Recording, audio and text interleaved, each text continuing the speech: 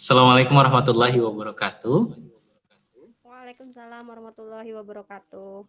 Iya, Bu Desi. Apa kabarnya Bu Desi? Baik, alhamdulillah. Gimana Pak Mat? Kabarnya? Alhamdulillah sehat juga. Ya. Sudah makan belum ini? Sudah. Oh, sudah. Alhamdulillah. Jadi eh, gimana cuaca di kos atau di tempat tinggal? Aman, terkendali? Aman terkendali Pak, saya di Balikpapan. Iya. Nggak ada geluduk-geluduk ya? Nggak ada. Oke, sip.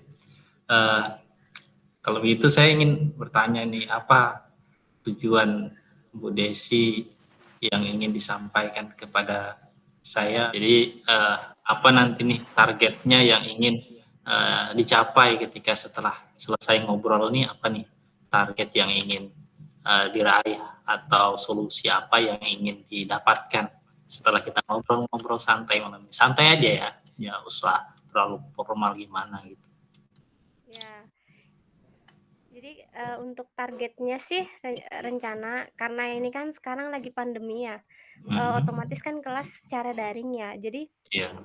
target saya sebagai guru itu maunya sih walaupun pandemi itu tetap proses pembelajaran itu secara daring itu tetap berjalan dengan lancar gitu. Nah, dengan walaupun daring atau tatap muka itu sama gitu. Nah, ketika mengumpul tugas anak-anak ya semua sudah mengumpul tugas gitu. Nah, seperti itu Mhm. Oh target gitu. saya. Emangnya eh, kalau bicara mengenai pinginnya, artinya Bu Desi pingin proses pembelajaran nanti setelah kita diskusi ini ada solusi bagaimana proses pembelajaran daring itu bisa maksimal seperti proses pembelajaran luring ya, atau pelajaran tatap muka di sekolah. Gitu ya tadi maksudnya. Oke, baik. Jadi kalau misalnya Ibu Desi berpikiran seperti itu, otomatis masalahnya berarti ada yang perlu disampaikan. Kira-kira masalahnya apa sih di pembelajaran daring yang bisa di-sharing gitu? Nah, ini khusus saya ya, khususnya untuk guru, saya nggak apa-apa ya bahas untuk, guru pelajaran khususnya bahasa Indonesia, Oh iya, yang silakan aja, Bu. ya, Sesuai jadi dengan kan bahasa kapasitas Ibu Indonesia itu aja. kan, punya 5 aspek ya, Iya. membaca, menulis, mendengarkan, menyimak, sama ya 4. Nah itu, terkendala dengan daring sekarang, banyak tugas-tugas yang akhirnya guru-guru itu walaupun kita sudah berkreativitas untuk membuat materi materi melalui daring, misal materi melalui daring, video, YouTube gitu kan, eee, otomatis tugasnya tetap, karena kita kan, menulis kan kalau misalnya dalam bahasa Indonesia tuh pokoknya dia menulis sama membaca. Nah, itu menulis menulis sih lebih ke menulis. Nah, itu kan jadi otomatis tugasnya tuh dalam konteks tulisan kan. Nah, kondisi Iya. seperti itu yang anak-anak sekarang ini jadi malas untuk menulis gitu nah, Pak. Karena kan, oh iya ini terlalu banyak, padahal tugasnya sedikit gitu kan, tapi kok terlalu banyak ya tulisannya gitu. Nah, jadi anak-anak itu kan kondisi karena, dia nggak kalau misalnya kita tatap muka kan, oh mereka pasti dipaksa untuk menulis karena langsung kan Hmm. ada gurunya di situ. Sedangkan kalau misalnya daring seperti ini kan nggak ada gurunya gitu. Nah, jadi hanya lewat HP, ya mereka jadi teralihkan fokusnya. Nah, seperti itu, Pak. Jadi yang membuat sekarang itu masalahnya tuh, ya siswa-siswa yang itu kurang dalam mengerjakan tugas khususnya untuk menulis memang, Hmm. Jadi tugas-tugas kita coba menulis. ulik dulu terkait dengan menulis ya. Memangnya kalau misalnya proses menulis yang ditugaskan kepada siswa, biasanya dalam bentuk seperti apa, Bu? Contohnya? Karena kita terkendala ini ya, Pak, ya, saya juga tahu posisi kalau saya sendiri, khususnya saya untuk, berbentuk tulisannya gitu ya, Pak, ya, Iya, konteksnya tulisannya. Nah, anak. ke karena posisi ini kan daring dan saya juga memahami, khususnya murid-murid saya yang memang untuk komputer, laptop itu kan memang jarang ya untuk, dalam Hmm. kondisi sekitar sekolah itu kan jarang. Jadi ya saya hanya dengan buku sama pulpen ya sudah dalam bentuk buku dalam bentuk buku tulisan gitu nah Pak, di buku latihan. Namun juga kan ada walaupun tidak tidak hanya itu Pak. Jadi kalau misalnya lihat HP kan ada ya. Kalau misalnya saya kan biasa memakai media Google Classroom. Jadi kalau misalnya ada misalnya saya meminta contoh kalimat apa, kalau misalnya kalimat penghubung atau kalimat buatlah kalimat yang menggunakan kata penghubung misal seperti itu kan 10 kalimat gitu. Biasanya juga saya akan memakai apa fitur komentar di Google Classroom. Jadi seperti itu Pak. Jadi saya apa namanya saya kombinasikan saja gitu nah Pak. Jadi nggak selamanya untuk bentuk tulisan tetapi juga dalam bentuk itu fitur di komentar Google Classroom. Oke. Kalau misalnya di buku itu misalnya anak-anak biasanya menulis tulisan apa Bu biasanya yang ditulis Nah, di buku? contohnya ya biasanya kan Matematika atau tugas saja?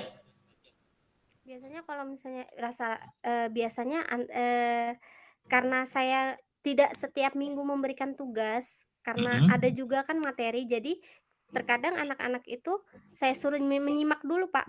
Jadi untuk, materinya, "Oh, ini ada video, silakan simak videonya, lalu silakan tulis di dalam buku," seperti itu. Jadi saya menggunakan 2 keterampilan di situ, ada menyimak dan menulis, seperti itu, Pak.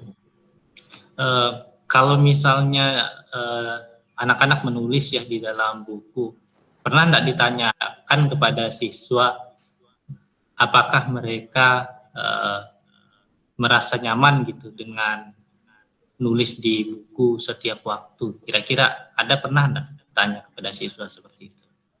Jadi, kalau untuk itu saya pernah menanyakan, Pak. Jadi, ya memang, karena kondisinya tidak ya jadi ini tergantung guru ya, Pak, ya, Ya, kreativitas guru sebenarnya. Jadi, kondisinya di sini, ya anak-anak pasti bosen, Pak, jelas bosen bosan sekali. Karena posisinya harusnya di sekolah bisa ketemu teman-teman, ini disuruh menulis di rumah tanpa teman-teman gitu kan, baru ngelihatnya juga dari HP dengan layar yang kecil. Nah, itu kan itu menjadi kondisi di mana apa namanya, fokusnya dia terpusat dan akan membuat sangat membosankan seperti itu. Tapi oh, memang banyak anak-anak itu yang mengeluhkan itu sebenarnya, tidak hanya di mata pelajaran saya, tapi mata pelajaran karena banyak juga saya lihat juga banyak di mata pelajaran lain yang seperti itu gitu nah, Pak. oke. Tapi kan kalau Berarti khusus eh, apa, Kak? ada indikasi yang disampaikan Bu Desi tadi, ada indikasi bahwasanya siswa merasa jenuh untuk menulis terutama di buku gitu ya, sehingga tugas yang diberikan oleh guru eh, sering tidak dikerjakan seperti itu Bu ya, anunya apa namanya, identifikasi masalah yang Bu Desi Iya, sampaikan. iya, Pak, Hmm. benar. Jadi kalau misalnya kondisinya seperti itu, biasanya treatment apa yang Bu Desi sudah sampaikan kepada siswa ketika siswa Bu Desi sampaikan ada yang mengeluh merasa jenuh? Ada enggak treatment yang sudah dilakukan? Kalau saya sih, Pak, ya, biasanya kalau, jadi saya sudah bilang ke siswa sebelumnya gitu, "Hari ini, kalau untuk treatmentnya agar mereka tuh tidak bosan ya, Pak, ya. Jadi Iya, agar mereka tuh tidak ini, apa namanya, agar mereka mau mengerjakan ini, mengerjakan tugas, saya akan memberikan, eee, nilai tambahan gitu. Jadi ada nilai tambahan jadi kalau misalnya kalian mengerjakannya kan biasa kan, anak-anak itu mengerjakannya kadang lambat gitu kan, Pak, kadang cepat, iya. kadang lambat. Jadi kalau misalnya dia cepat, saya akan memberikan nilai tambahan gitu. Nah, beda dengan yang, terlambat mengerjakan seperti itu. Nah, selain treatment seperti itu, yang pertama, treatment pertama. Selain itu kalau, untuk tulisan, biasanya saya mengkombinasikan seperti tadi, mengombinasikan antara apa namanya, menyimak, menulis, nah seperti itu. Atau bisa jadi, saya suruh dia baca dulu, baca di buku, baru saya suruh mereka untuk menulis menulis di buku. Misalnya membaca buku materi baru saya suruh mereka menulis. Jadi tidak hanya menulis saja tetapi juga ada membacanya seperti itu, Pak. Apalagi ya? Oh iya, selanjutnya treatmentnya kalau misalnya memang masih bosan juga untuk menulis, saya ganti. Saya ganti tidak lagi menulis gitu nah, Pak. Entahkah saya suruh baca atau saya suruh mendengarkan saja seperti itu, Pak. Karena memang posisi kondisi kalau misalnya kita pun ya guru kalau kita disuruh menulis setiap hari, misal menulis dengan kondisi pembelajaran daring itu juga akan bosan gitu nah, Pak. Jadi itu treatment saya. Jadi Oke, jadi kalau misalnya tugas menulis itu aplikasikan juga dalam bentuk lain misalnya, selain menulis. Karena memang betul ya, seperti Bu Desi sampaikan di awal tadi bahwasanya menulis itu bagian daripada hal terpenting di dalam proses belajar bahasa Indonesia. Tapi melihat kondisi pandemi seperti ini, ada enggak trik-trik yang bisa dilakukan Bu Desi dalam proses mengalihkan budaya menulis itu ke yang lain seperti itu supaya anak-anak bisa lebih kreatif, jadi tidak terbebani dalam proses penugasan. Ada enggak? Nah, jadi kalau untuk itu contoh kan karena kita kebanyakan menulis ya tugasnya. Jadi biasanya saya kan kalau di dalam penilaian ada penilaian tertulis sama keterampilan. Jadi biasanya saya kalau keterampilannya contoh misalnya saya lihat materinya, contoh teks prosedur. Karena di situ bisa dibuat untuk bentuk video. Jadi saya meminta siswa untuk membuat jadi keterampilannya mereka sudah membuat teks, ada teksnya, ada teks prosedur misalnya memasak mie gitu kan.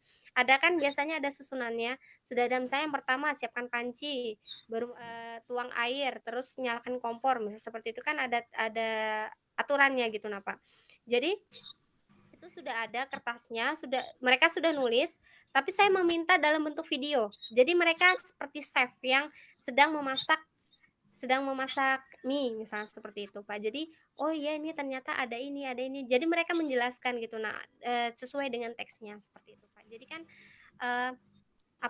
bisa tetap menulis tetapi dia lebih lebih banyak praktiknya. Contohnya seperti itu, Pak.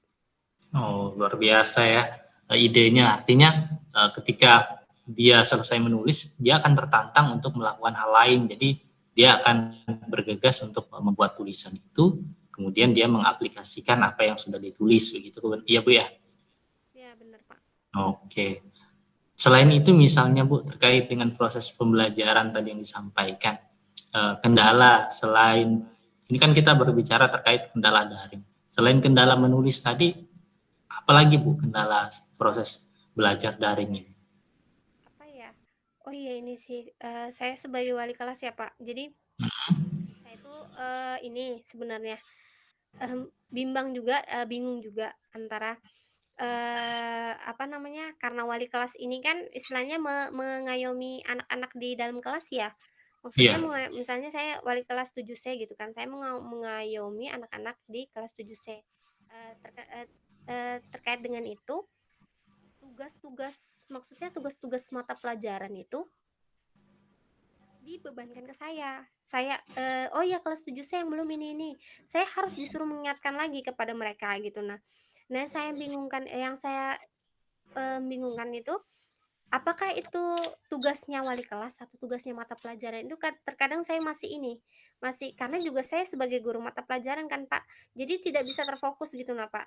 Kalau kalau misalnya memang wali kelas kan oke lah kalau untuk mengingatkan gitu kan Pak, cuman kan saya juga guru mata pelajaran dan juga saya mengingatkan kelas lain gitu nah, seperti itu Pak. Jadi saya masih itu agak agak kaget sebenarnya. Nah, dengan pengalihan tugas sebenarnya harusnya seperti apa gitu kan? Oh, jadi ibaratnya itu proses untuk mendampingi siswa tidak maksimal karena proses mengajar juga harus dilaksanakan berbarengan, Bu ya. Apa yang sudah dilakukan Bu Desi ketika seperti tadi Bu Desi sampaikan, ketika ada informasi dari guru mapel untuk menyampaikan ke wali ke wali siswa. Sedangkan Bu Desi sendiri masih bingung. Ibu Desi menyampaikan langsung atau koordinasi dulu dengan guru mapel apa yang harus saya sampaikan misalkan gitu. Atau langsung aja meneruskan informasi itu. Apa yang sudah Ibu Desi lakukan? Jadi kalau misalnya untuk itu, saya akan mengkoordinasikan dulu ke guru mapel, karena kan guru mapel harusnya kan, alurnya kan dari guru mapel, guru mapel, wali kelas, baru ke anak ya, maksudnya langsung ke orang tua murid kan. Jadi saya akan mengkomunikasikan dulu ke guru mapel, ini apa yang mau disampaikan, ini tentang apa. Nanti dari guru mapel baru ke saya, baru ke orang tua murid, seperti itu. Tapi terkadang juga kalau misalnya itu sudah jelas gitu kan, langsung saya teruskan biasanya. Langsung kan ada kan via WhatsApp gitu kan, biasanya langsung akan saya teruskan kalau itu sudah jelas gitu Pak. Jadi nggak perlu saya jelaskan panjang lebar gitu. Dan guru mapel juga sudah ini. Jadi saya lihat konteksnya dulu. Apa yang mau disampaikan. Misalnya dia dalam urgent atau dia penting sekali, biasanya saya akan menjelaskan dulu. Bu, ini penting jadi begini. Kalau misalnya dia tidak terlalu mendadak atau tidak terlalu ini, biasanya saya akan langsung meneruskan. Oke, luar biasa ya. Menjadi wali kelas di tengah daring tidak mudah ya. Apalagi pertama kali menjadi wali kelas. Tapi saya ingin tahu nih, misalnya kondisi tadi ya seperti yang disampaikan Bu Desi, bingung nih harus ngapain dan harus bagaimana ketika wali kelas dituntut untuk menyampaikan apa yang disampaikan oleh guru mata pelajaran. Sedangkan Bu Desi masih bingung nih mana yang menjadi tugas dari wali kelas, mana yang sebenarnya menjadi tugas guru mapel. Nah, ada tidak usaha yang sudah dilakukan Bu Desi untuk mencari penguatan? Mana yang memang menjadi tugas wali kelas dan mana yang menjadi tugas guru mapel? Pernah tidak sharing ke siapa? Jadi kalau untuk itu Pak ya, jadi saya tuh sering lebih ke guru-guru yang lebih lama sih Pak, maksudnya yang lebih berpengalaman untuk khusus itu ya Pak ya. Jadi saya sering menanyakan, ini apa yang harus saya lakukan duluan ya, maksudnya kondisi saya terkadang kebingungan ini, saya harus menagih tugasnya guru mapel, di satu sisi saya juga wali kelas gitu. Nah, di kondisi itu saya juga harus menagih anak-anak saya gitu. Nah, jadi yang pertama saya akan lakukan adalah saya akan jadi teman-teman beberapa rekan juga berpendapat untuk coba dilihat dulu dari konteks yang mana yang lebih penting dulu, maksudnya yang mana yang lebih mendadak terlebih dahulu, yang mana yang lebih butuh waktu, maksudnya deadline atau batas waktunya yang lebih yang lebih duluan, yang pertama yang mana, seperti itu. Misalnya, contoh, misalnya saya sebagai guru mapel kan hari Senin bahasa Indonesia, seperti itu. Kondisi di hari Senin juga, Senin pagi kan baru pembelajaran ya. Misalnya Senin siang saya biasanya memeriksanya kadang Senin siang atau sore. Di kondisi itu juga di Senin siang itu misalnya guru IPS atau guru matematika meminta saya untuk mengomunikasikan ke wali murid seperti itu, atau mengomunikasikannya kepada murid. Yang pertama saya lakukan adalah saya akan seperti yang saya akan memprioritaskan mana dulu yang perlu diprioritaskan. Mana yang duluan harus dikerjakan, seperti itu. Dilihat dari kebutuhan ininya. Sip. Artinya kondisinya sudah diprioritaskan ya, yang mana menjadi tugas wali kelas harus diselesaikan duluan dan mana juga yang harus pending untuk sementara waktu ya Bu ya. Iya benar Pak. Oke, kalau ketika misalnya Ibu sebagai wali kelas kemudian juga harus berjalan bersamaan melaksanakan proses pembelajaran, ada kendala yang Ibu hadapi kira-kira siapa rekan guru atau orang lain misalnya yang bisa Ibu minta bantuan untuk memberikan masukan untuk menguatkan Ibu sebagai guru maupun sebagai wali kelas. Kalau saya sih sebagai guru dan sebagai wali kelas. Jadi kalau saya biasanya yaitu guru-guru yang lebih berpengalaman. Contoh karena kan saya kalau untuk satu nama biasanya saya sama Bu Alfi karena kondisinya kan sama-sama guru bahasa Indonesia dan sama-sama wali kelas. Nah, kebetulan juga Bu Alfi juga wali kelas 7A kan. Jadi kan terkadang saya sharingnya lebih nyambung ke Bu Alfi contohnya seperti itu.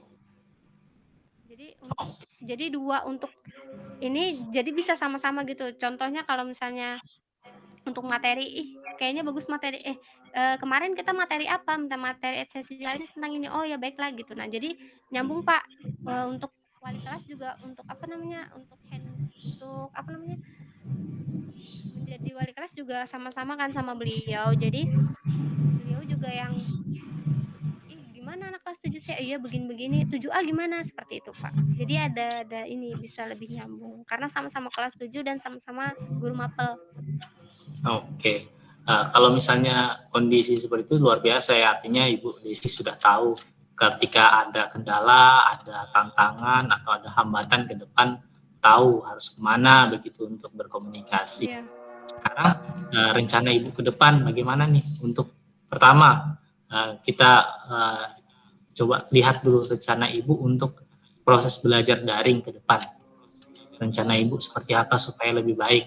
Tadi misalnya kendalanya dalam proses menulis. Maksudnya untuk proses pembelajaran daring apanya Pak ya? Iya, jadi artinya untuk ke depan nih setelah mid semester kan proses pembelajaran daring masih dilanjutkan. Nah, untuk proses pembelajaran yang lebih baik lagi ke depan, rencana Ibu seperti apa nih supaya bisa lebih baik lagi, anak-anak bisa lebih semangat dalam belajarnya. Bagaimana rencana Ibu ke depan? Khususnya pada saat proses tadi belajar yang fokuskan kepada menulis. Nah, gimana rencana Ibu ke depan? Jadi kalau untuk saya sih rencananya karena ini kan setelah penilaian tengah semester kan kita akan masuk lagi dalam kondisi masih dalam daring kan. Jadi mungkin saya akan lebih kreatif lagi untuk menyiapkan materi yang pertama. Terus yang kedua yang akan saya siapkan adalah kondisinya anak-anak. Jadi kalau misalnya pagi, misalnya untuk kelas nggak kelas 7 sesi biasanya kalau guru mapel sih saya lebih ke guru mapel, lebih ke mata pelajaran. Jadi pagi itu saya akan menanyakan dulu kondisinya mereka. Tapi karena kan kalau misalnya untuk mata pelajaran saya biasanya ada grup WhatsApp untuk anak-anak. Jadi saya akan menanyakan dulu gimana kondisinya pagi ini, sehat-sehat Bu, alhamdulillah gini-gini. Saya akan melalui chat WA dulu. Jadi kan kondisinya oh ini anak-anak ini sudah dalam keadaan lagi memegang HP. Nanti kalau sudah seperti itu baru saya tapi malam sebelumnya saya sudah apa namanya apa namanya menuliskan di chat grup itu tentang ini link Google Meet yang akan mau saya sampaikan, link Google Meet-nya yang akan besok saya pakai seperti itu. Jadi setelah saya tanyakan kondisinya, mereka saya suruh masuk ke Google Meet-nya. Jadi langsung habis itu langsung pembelajaran seperti itu, Pak. Jadi Oke, luar lebih biasa. ke menyiapkan merekanya sih, Pak. Sama media-media Artinya, pembelajarnya lebih banyakin aja. oke. Jadi sudah tahu artinya ketika misalnya anak-anak Ibu sudah tahu tadi bahwasanya cepat jenuh dengan kondisi belajar daring, kemudian juga dengan sering menulis di buku, artinya Ibu sudah tahu apa yang harus dilakukan ke depan. Dan tadi yang Ibu sampaikan bahwasanya akan memperkaya media pembelajaran dengan konsep-konsep yang lebih membuat mereka bersemangat dalam belajar, Bu ya. Benar, Pak. Oke. Nah, kemudian kalau misalnya untuk yang permasalahan menentukan mana tugas dari wali kelas, Apa, Pak? kalau yang menentukan tugas wali kelas, kemudian menentukan ini tuh tanggung jawab guru mapel, rencana Ibu ke depan bagaimana? Apa yang harus Ibu lakukan ke depan? Coba mungkin ada bayangan Ibu untuk supaya Ibu tidak bingung lagi mana tugas wali kelas, mana tugas guru mapel, ke depan apa yang mungkin Ibu bisa rencanakan ke depan supaya Ibu tidak bingung lagi? Kalau saya sih lebih ke ini ya, karena kan dapat 2 job ya, antara tugas guru mapel dan tugas maksudnya tugas wali kelas ya. Jadi, eee, apa namanya, ada 2 pekerjaan dalam satu waktu, misalnya contohnya seperti itu. Jadi yang pertama rencana ke depan yang akan saya lakukan, karena kan kita sudah tahu, rotasinya ya, misalnya kita sudah tahu alurnya, misalnya, tugas wali kelas, oh iya, apa namanya, mengkomunikasikan ke apa namanya, ke orang tua misalnya gitu, atau ke anak-anak. Nah, itu sudah saya list duluan untuk pekerjaannya. Lalu apa ya, lalu ya seperti itu, Pak, misalnya contoh saya juga sebagai guru mapel, ada pembelajaran. Jadi saya akan sudah menyusun, "Oh, hari ini saya mau mengerjakan ini," seperti itu, Pak. Jadi, apa namanya, kalau misalnya ada yang dadakan, itu, eee bisa kita lihat mana yang lebih penting seperti itu, Pak. Mungkin saya akan lebih banyak menyusun untuk itu, Oke, luar biasa ya. Artinya pembela Desi memikirkan bahwasanya ketika nanti ke depan rencananya akan membuat schedule time gitu ya. Kemudian sekarang saya minta Ibu Desi uh, menyampaikan komitmennya baik sebagai guru mapel maupun sebagai wali kelas. Komitmennya ke depan supaya bisa lebih meyakinkan diri Bu Desi sendiri bahwasanya Bu Desi bisa melaksanakan dua tugas sekalian, baik sebagai guru mapel maupun sebagai wali kelas. Silahkan Bu Desi disampaikan komitmennya sekarang. Jadi komitmen saya lebih kepada kondisikan ini saya sebagai guru mapel dan sebagai wali kelas, mungkin saya akan lebih lebih lagi sih, karena posisinya lebih lebih ke ini, lebih ke lebih fokus lagi kepada anak-anak, khususnya untuk ke wali kelas juga, karena posisinya kan wali kelas kan lebih condong ke sana gitu nah, Pak. Kalau misalnya guru mapel kan biasanya paling di hari Senin atau misalnya pas ada pengumpulan tugas saja. Kalau misalnya wali kelas kan dia lebih lebih intens ke anak-anak. Nah, seperti itu. Mungkin saya akan lebih lebih condong ke sana seperti itu, Pak.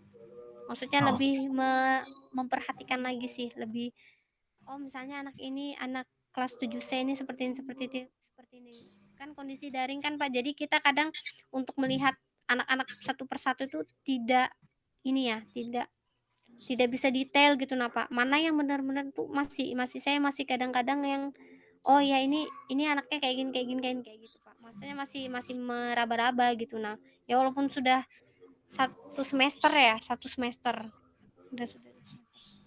Oke, luar biasa. Artinya Bu Desi ke depan komitmennya akan membuat schedule time dengan melakukan skala prioritas ya. Yang mana yang harus didahulukan, mana yang harus ditunda, kemudian juga sambil memahami satu persatu siswa yang ada di tanggung jawab Bu Desi ya, seperti itu. Oke, terima kasih. Saya sampaikan kepada Bu Desi sudah mau berbagi masalahnya sehingga bisa didapatkan solusinya secara baik. Semoga di lain waktu kita bergantian, saya yang sharing, Bu Desi yang membantu saya menemukan solusi yang terbaik buat saya. Ya. Saya akhiri, assalamualaikum warahmatullahi wabarakatuh. Waalaikumsalam warahmatullahi wabarakatuh.